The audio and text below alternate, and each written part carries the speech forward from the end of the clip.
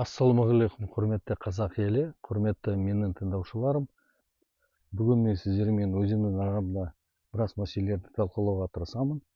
Талқыламас бұрын ең алдымен менің арнама тіркеліп, лайк басу және қоңырау басу ұмытпаңыздар. Сіздерге лайк басу қиын емес. Осы нәтижесінде YouTube менің арнамды дамытады, аудиторияны кеңейтеді.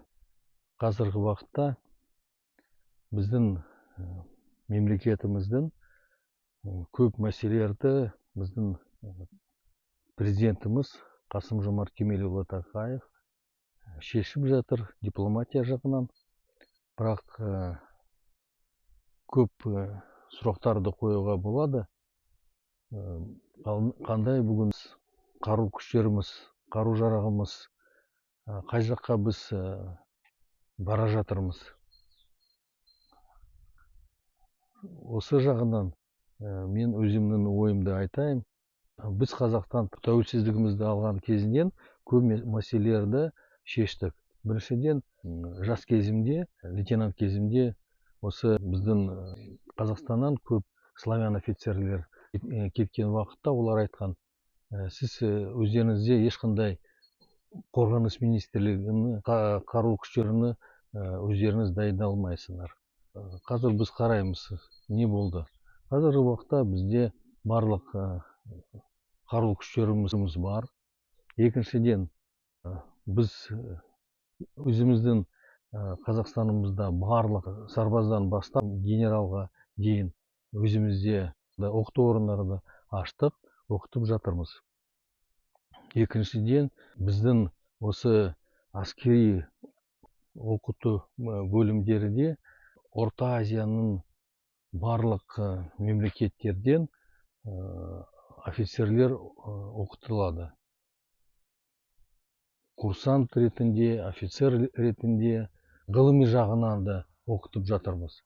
Сонымен Қазақстанда барлық өздеріміздің әскери білім пирамиданы құрдық.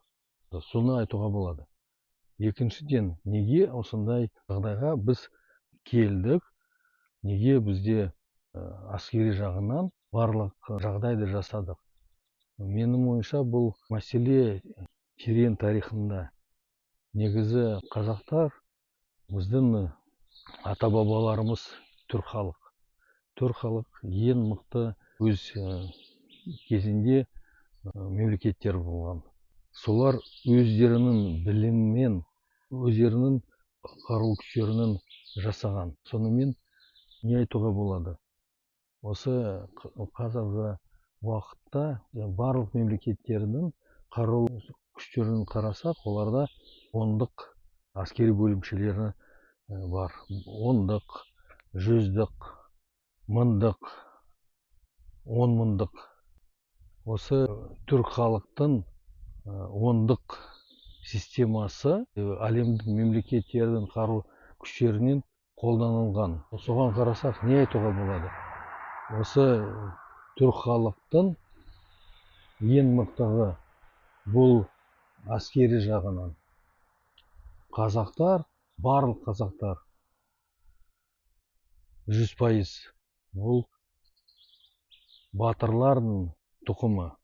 Сонымен кеңес мемлекет уақытында біздің ойымызға кіргізілген, сіз тек қана малды бағуға сіздерді қолдануға болады. Бірақ ренжуге болмайды. Біз халық жақсы білетін, қалай малды өсіруге болады. Бірақ барлық халық, ер адамдар, әйелдер қазақтың жерімізді қорғау үшін бір сағатта әскерилер болып шығатын. Балалар, әйелдер, ерлер, қариялар. Сонымен біздің қанымызда ең мықты рухымыз бар.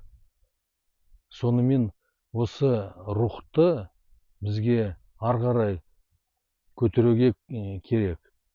Қазіргі уақытта өздеріміздің идеология жағынан барлық жұмысымызды атқаруға керек. Сау саламатты болыңыздар.